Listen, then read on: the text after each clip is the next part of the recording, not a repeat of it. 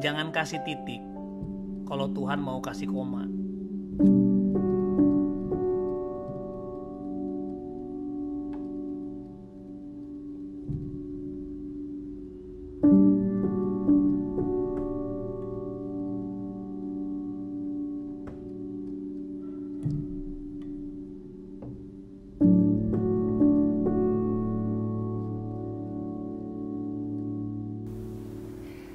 Shalom, apa kabar teman-teman semuanya? Ketemu lagi dalam program Titik Koma.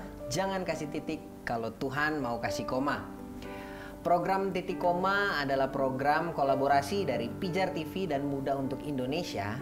Dan di program ini kita akan mendengar cerita dari teman-teman kita tentang satu fase kehidupan di mana mereka merasa itu adalah sebuah titik. Atau mereka merasa itu akhir dari cerita hidup mereka. Mereka merasa tidak ada lagi harapan di hidup mereka. Namun mereka berjumpa sama kebaikan Tuhan, kasih Tuhan sama pribadinya Tuhan yang masih melihat itu sebagai satu koma. Atau Tuhan bilang masih ada pengharapan di hidup mereka. Dan mereka bisa melanjutkan kehidupannya dengan pengharapan yang baru di dalam Tuhan. Oke, program Titik Koma akan tayang setiap hari Jumat jam 5 sore di aplikasi GoPlay tentunya ya, di channelnya Pijar TV. Nah, buat teman-teman nanti yang mau nonton ulang atau yang mau ngikutin yang kepotong di tengah atau baru masuk di tengah terus mau nonton ulang acara ini, bisa disaksikan di YouTube channelnya Pijar TV atau YouTube channelnya Muda TV juga. Oke, hari ini kita akan berbincang-bincang sama satu narasumber yang keren banget tentunya bersama aku, Oyo. Dan aku nggak sendirian pastinya, aku sama sahabatku. Aku Yuda, dan kita juga nggak berdua. Pastinya, biar asoy. Yeah. Ada siapa lagi? Di sini bang. Di situ. Nah, di situ. salah, iya, salah Alra ya, saya salah. lihat. Siapa nih? Siapa ya? Aduh. Amnesia, Bu. Aduh. Tiba-tiba amnesia gitu. Oke, kita hari ini bareng sama Bang Resi ya. Bang Resi. Thank you Bang Resi sudah mau hadir untuk berbincang. Bang, boleh kenalin dulu Bang nama panggilannya, terus kesibukan Bang Resi apa, bisnis yang Bang Resi lagi jalankan apa, sedap loh. Mantap. Oke, terima kasih untuk Bro Oyo sama Yuda. Nama gue Resi Wijaya, bisa dipanggil Resi. Bisa juga dipanggil Bro Ray. Asik. Sudah. Panggilan dari Bro Radit sebenarnya. Oh gitu. Ya, jadi kesibukan sih sebenarnya gue juga lagi dalam tahap pembelajaran terus mengenal hati Bapa. Puji Tuhan. Paket tapi udah sampai mana paket? Oh, Resi. Dicek dong nomornya. Aduh, kurang lagi. Dicek. Kak Resi, sore hari ini kita kan ngebahas tentang me versus me. Yes. Kenapa lu membawa tema itu? Nah, kenapa gue mau bawa me versus me? Sebenarnya pada waktu itu sih gue nggak sadarin itu, tapi setelah gue tahu, gue udah bertobat, maksudnya ya gue tahu ternyata halangan yang paling besar itu adalah diri sendiri gitu. Jadi kenapa gue mau bawa ini, bagikan ini, sebenarnya ya diri kita sendiri adalah musuh kita paling besar itu sih. Oh, berarti tema ini tuh justru kesadaran Bang Resi kalau dulu ngelewatin banyak hal yang akhirnya Bang Resi baru sadari bahwa peperangan yang Bang Resi alami selama ini nggak jauh-jauh ya, ternyata memang pertama ngelawan diri sendiri dulu ya. Nah, pertanyaannya gini Bang, apa sih ceritanya yang melatar belakangi abang sampai melihat kayak oh iya ya ternyata dulu nih gue sebenarnya berperang lawan gue punya persepsi nih, gue ngelawan hati gue sendiri, gue ngelawan pemikiran gue sendiri, atau ya gue ngelawan ego gue sendiri. Apa sih Bang ceritanya nih Bang? Jadi begini ceritanya. Asik, pada zaman dahulu nggak? Kan lu kan dari zamannya Abraham kan?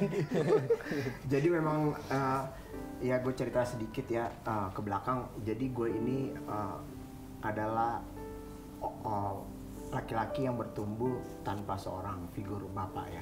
Jadi waktu gue kecil gue udah ditinggalin sama orang tua gue. Jadi tanpa gue sadari mungkin waktu kecil itu gue nggak menyadari hal itu. Tetapi semakin gue besar ternyata benih itu ada bahwa oh ternyata gue dibuang gitu. Gue merasa orang buang, dibuang orang tua gue, ditinggalkan, jadi nggak diurus. Jadi dari situlah gue bertumbuh dengan benih-benih kepahitan, bahwa gue nggak disayang, gue ditinggalkan, dan tanpa gue sadarin ya itu jadi mengakar cukup dalam di hidup gue. Dan akhirnya gue punya mindset bahwa udahlah hidup ini memang pada dasarnya sendiri aja, nggak ada orang yang sayang, nggak ada orang yang memperhatikan gue, ya mental korban lah kalau bisa dibilang. Cuma waktu itu memang bahwa ngapain gue dilahirin kan kalau orang tua gue nggak mau ngurus gue gitu, tinggalin gue, dan akhirnya gue dibesarkan oleh papa mama angkat, dan juga gue mengalami sex abuse juga di situ. Dan akhirnya waktu gue kecil yang ya bagi gue melihat kalau anak kecil itu kan disayang orang tuanya, diperhatikan, dijaga. Gue nggak dapetin itu semua. Bahkan dari kecil itu gue mendapat kepahitan, dan akhirnya ya itulah hidup gue pahit. Jadi seperti itu sih, Jon. Terus waktu kecilnya itu tahun berapa Bang Resi? Wah, gitu. Penting lu ya memang ya. Gue ada, lu belum ada. Jadi waktu itu Musa lagi ngobrol sama Yosua, dan di situ ada Bang Resi di belakangnya. Kan berarti kebohongan itu tertanam begitu lama ya Bang ya? Lama banget. Nah, gimana lu sadar ternyata yang lu percaya selama ini tuh salah gitu? Dimana lu ngerasa oh ternyata gua ngalamin titik balik nih di hidup gua. Oke. Jadi sebenarnya gue nggak sadar sih. Jujur aja gue nggak sadar. Malah ya itu gue bilang kalau Pastor Adit bilang ya sekarang, gue udah ngasih titik sendiri buat diri gue. Karena gue melihat keluarga gue udah nggak sayang. Gue bilang udahlah, keluarga gue nggak sayang sama gue, nggak ada yang perhatiin sama gue. Jadi sebenarnya titik baliknya sebenarnya ya gue disayang sih sama Tuhan, ditangkap Tuhan. Istilah gue adalah gue ditangkap Tuhan.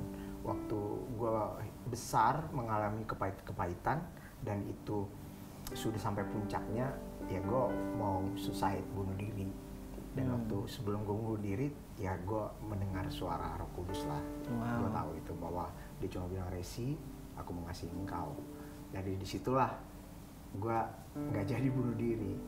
Dan gue juga kan sempat tinggalin Tuhan, dan akhirnya gue inget gue cuma gigit bantal, gue teriak 3 kali, gue bilang, Tuhan Yesus tolong Resi, Tuhan Yesus tolong Resi. Dan besok paginya gue bangun, ada sesuatu yang berubah aja di hidup gue.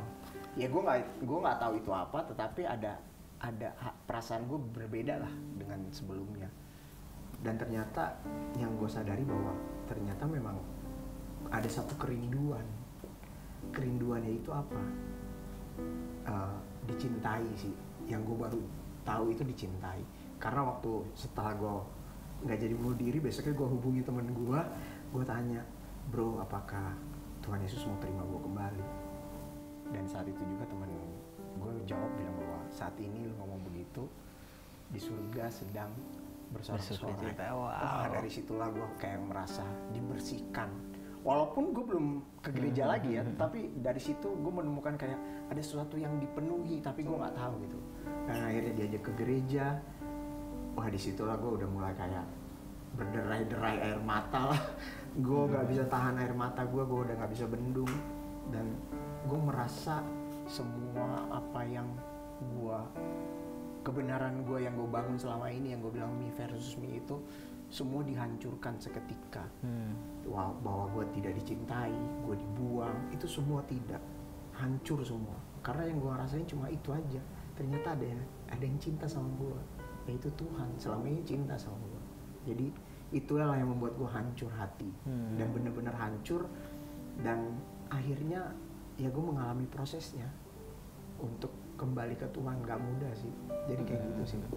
Abang, tadi kan lu cerita tentang ada prosesnya lah ya, yang sampai sekarang lu alami dari waktu lu ngalamin encounter. Lu bilang tadi Roh Kudus seperti bicara sama lu dengan jelas gitu. Tapi kan pada kenyataannya hari itu berubah, masalah lu belum selesai. Betul banget. Tadi apalagi lu ngomongin tentang me versus me, semua kebohongan, informasi yang lu percaya udah tertanam dari kecil sampai sekarang umur lu 4.325 tahun. Ya. Itu kan udah lama banget Bang, maksudnya itu udah bener-bener tertanam banget di lu punya pemikiran dan lu punya hati. Di dalam prosesnya Bang, waktu lu lagi ngalamin lagi, lu keinget lagi sama hal-hal itu, apa sih Bang yang terjadi, dan gimana caranya sih lu untuk bisa tune in lagi sama Tuhan gitu? Apakah lu ngeberontak gitu aja atau apa sih Bang yang lu alami dalam Ya. perjalanannya itu? Yang gue alami sih sebenarnya memang kalau yang bisa gue ingat adalah apa ya, dibilang surrender sih, bukan surrender sih, maksudnya kayak udahlah pasrah, dalam arti Tuhan mau gimana lah. Cuma memang nggak gampang kan. Waktu gue bertobat ya gue bukan sekedar merasa dicintai, diterima aja, tapi betul banget prosesnya tuh ada dan itu nggak gampang. Nah dari situlah somehow gue nggak tahu kenapa gue juga kayak punya hati yang sudah mau nurut aja gitu. Maksudnya oke, gue mau percaya gitu, kembali percaya, kembali dekat sama Tuhan. Dan jujur aja gue nggak tahu gimana caranya karena udah berbelas tahun gue udah tinggalin Tuhan, udah nggak pernah ke gereja, udah gimana macam hidup gue udah kusut lah pokoknya. Dan akhirnya gue dibawa sama temen gue itu ke muda. Waktu masuk ke muda pun juga ya itu awkward banget buat gue. Kok gue bilang gereja gelap, gue bilang begitu, nih gereja setan apa gimana. Itu gereja kita bukan sih? Kayaknya iya, gereja kita.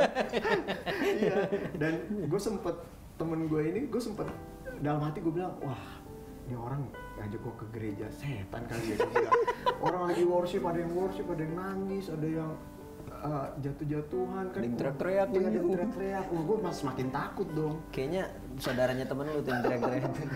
Dan temen gue sempet nyolek gue bilang, Ares kenapa? Enggak kenapa-napa. Tapi gue pada saat ibadah itu gue nggak konsen sih. Gue nggak menemukan Tuhan di situ. Dan akhirnya gue pulang, temen gue tanya gimana? Enggak, gue baik-baik aja. lucunya ini pas pulang ke rumah gue browsing muda.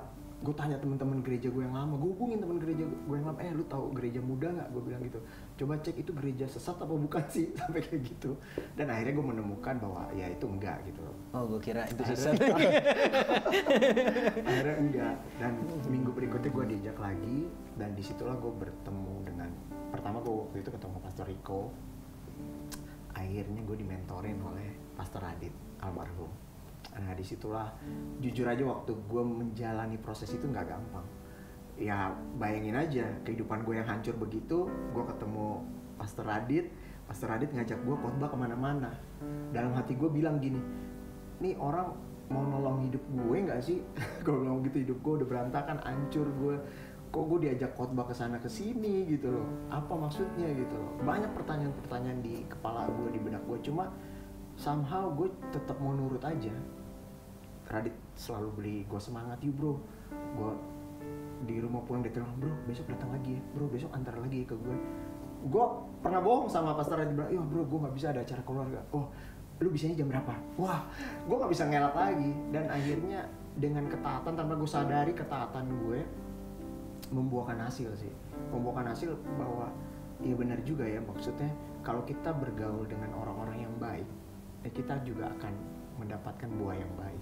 Karena memang pengalaman gue kan dari kecil udah banyak yang toksik banget, banyak buah-buah yang nggak baik, benih-benih yang hidup gue, karena gue bilang itu me versus me, hidup gue tuh gue cari kemerdekaan gue di luar. Apapun itu, mau mabuk, mau seks bebas, apapun itu, yang penting gue happy. Dan gue sangka ya kehidupan gue ya seperti itu, dan ternyata tidak. Dan yang gue butuhkan adalah benar cinta, pure love yang dari Tuhan. Dan gue percaya Tuhan kasih perpanjangan tangan terhadap komunitas gue di muda, kepada Pastor Radit juga dan teman-teman yang lain, bahwa oh ya ada ya orang yang sayang sama gue, yang mau berteman sama orang rusak sama seperti gue ini. Itu sih yang mengubahkan gue pelan-pelan. Kadang-kadang sih mau kabur memang dari prosesnya, kadang-kadang capek, ini kok begini-begini aja, gue mengharapkan sesuatu, kok gue gak ada perubahan. Ternyata itu cuma gue aja. Dan kebenaran gue terus yang selalu muncul. Makanya gue, begitu gue muncul, ya gue harus tetap datang ngaji sama Tuhan, terus gali lagi hubungan gue sama Tuhan. Itu yang membuat gue terus berproses lah. Wow, thank you banget Bang Resi. Kenapa sih gue tadi nanya gitu Yud? Soalnya gini Yud, banyak kali dalam kehidupan kita, nggak cuma lingkungan gue atau teman-teman gue pribadi pun dulu mengalami struggle yang sama. Ketika gue ngalami encounter sama Tuhan, kok ya gue bisa sih habis ngalamin encounter kok besok-besoknya ada aja bisa jatuh lagi, bisa punya pikiran yang buruk lagi, bisa apa namanya melakukan hal yang nggak seharusnya lagi karena gue dulu bergantung sama satu encounter. Yang sebenarnya nggak salah karena memang perjumpaan kita sama Tuhan bisa ubahkan segalanya. Tapi masalahnya setelah Tuhan menjumpai itu loh yang tadi kata Bang Resi ya Yud ya, keputusan kita apa sih setelah itu? Dan tadi kan Bang Resi bilang dengan dia cuma bisa berserah waktu Tuhan seperti bukakan satu jalan untuk berada di satu komunitas dekat sama orang yang dekat sama Tuhan juga, justru di situ proses terus berjalan. Jadi keputusan untuk melingkupi diri kita sama bukan cuma sama perasaan tapi sama keluarga Tuhan itu penting banget karena perangnya kan kita dengan pikiran kita. Nah kalau kita punya pikiran yang nggak serupa sama pikiran Kristus, rasanya kita perlu dilingkupi sama orang-orang yang punya pikiran serupa dengan pikiran Kristus. Gitu Yud, itu kenapa gue tanya. Dan memang ceritanya Bang Resi ini menarik banget dan mungkin nggak semua dari teman-teman atau dari kita ngalamin cerita seperti Bang Resi, tapi punya struggle yang sama dengan Bang Resi itu pasti banyak. Mungkin Yuda ada yang mau ditanyain nggak Yud? Apalagi kan sebenarnya apa yang dialamin Bang Resi dari masa kecilnya, dia bilang toksik dari masa kecilnya, terus dia ngalamin perjumpaan dengan kasih Tuhan, dan ya menurut aku itu nggak segampang kita ngebalikin telapak tangan juga. Balik lagi itu ada proses-prosesnya. Tapi gimana sih caranya Bang dalam prakteknya lu bener-bener kayak nggak ini identitas gue yang baru. Kadang kan kita dikasih identitas sama Tuhan tentang kebenaran bahwa Resi itu seperti ini, bukan seperti apa yang mungkin selama puluhan tahun yang lalu Bang Resi percayanya dengan hal yang bukan kebenaran itu kan. Nah dalam prakteknya itu gimana sih Bang? Ya, jadi sebenarnya benar soal identitas itu. Makanya gue bilang gue kehilangan identitas. Kenapa gue bilang kehilangan identitas? Bahwa gue sangka identitas gue adalah ini. Identitas gue adalah gue bentuk sendiri. Gue mau jadi apa gitu loh. Nah ternyata enggak. Ternyata identitas gue sudah ada sama Tuhan. Jadi yang gue bisa bilang, gue bisa share sama kalian nih bahwa kalau kita juga salah menaruh identitas, ya kita akan seperti identitas itu. Dan setelah mengetahui kebenarannya bahwa identitas gue, Resi ini adalah di dalam Tuhan, bahwa gue sudah ditebus, gue dikasihi, bukan itu aja, gue diberikan tanggung jawab juga sama Tuhan. Dan itu yang membuat gue jadi pola pikir gue, wah gila, gue yang rusak begini, kok bisa jadi berkat? Kenapa gue bilang bisa jadi berkat? Tadinya itu nggak mungkin, karena ya Pastor Radit mentor gue juga bilang, lu bisa bro, bisa apaan, gue hancur banget, gue bilang begitu, gue gak pede, gue bilang orang mimisan kali maksudnya kalau denger cerita gue kadang-kadang agak insecure kayak gitu, gue bilang gue hancur banget daripada orang-orang yang hidup di dunia ini. Makanya gue bilang enggak, ternyata itu cuma pikiran gue. Dan setelah gue tahu identitas gue di dalam Tuhan seperti itu, disitulah gue baru dihancurkan. Gue bilang pemikiran gue, kebenaran gue semua dihancurin sama Tuhan, bahwa gue benar-benar disayang. Makanya yang gue dapetin itu adalah love, cinta itu. Gitu sih. Makanya penting banget ngelihat dari perspektifnya Tuhan, nggak lebih nggak kurang ya. Benar-benar melihat dari perspektifnya gimana dia menciptakan kita tuh, ya lu punya tujuan. Betul banget. Walaupun kita mungkin gagal mengerti, nih hidup gue buat apa sih, goreng lagi nih.